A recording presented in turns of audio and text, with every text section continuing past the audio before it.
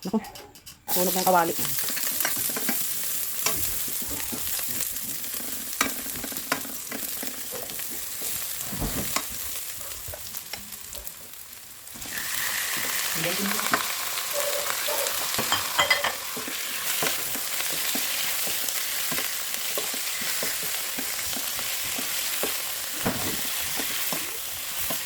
Kailan yan nagama? Alay.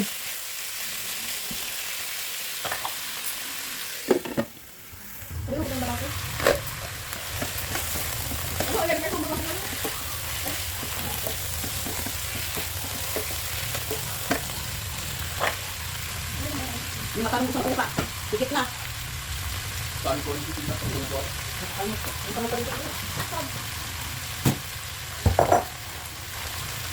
Pag tumakot ka, baka lang.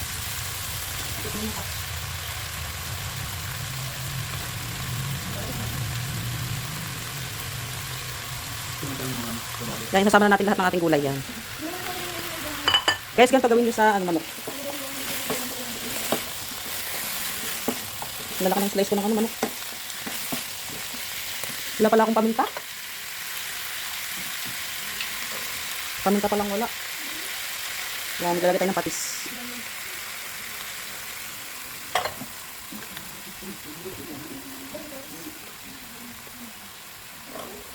Yan, lalagyan na natin ng sabaw.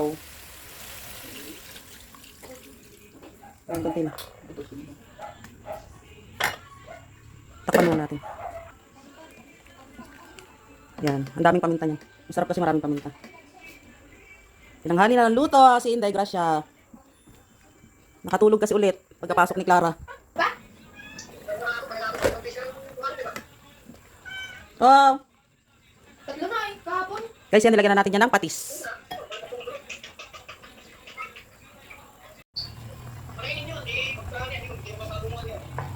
Ayan na si Clara, nako, hindi pa nakakaluto. So yun guys, lalagyan na natin ang ating pechay. Lagyan natin ng gulay.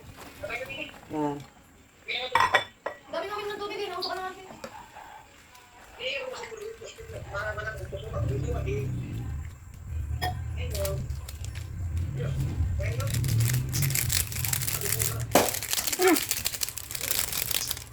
Yan, maglalagay tayo ng seasoning. Yan.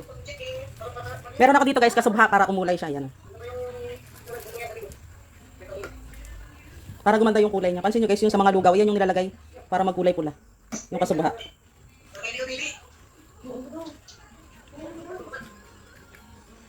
Lagyan natin ng bihon. Yan.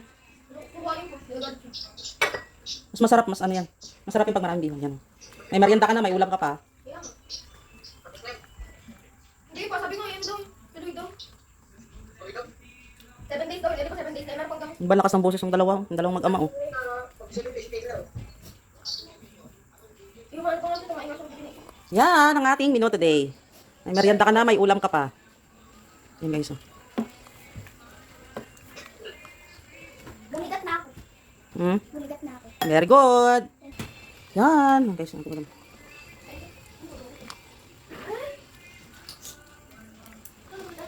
Kaya,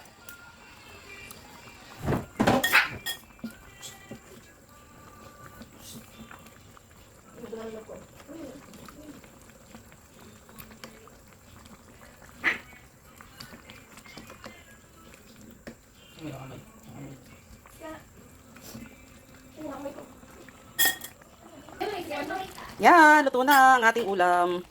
Anong gawin nyo guys ha? Manok. May ulam ka na, may merienda ka pa. O, pansit. May sabaw. Hindi babe.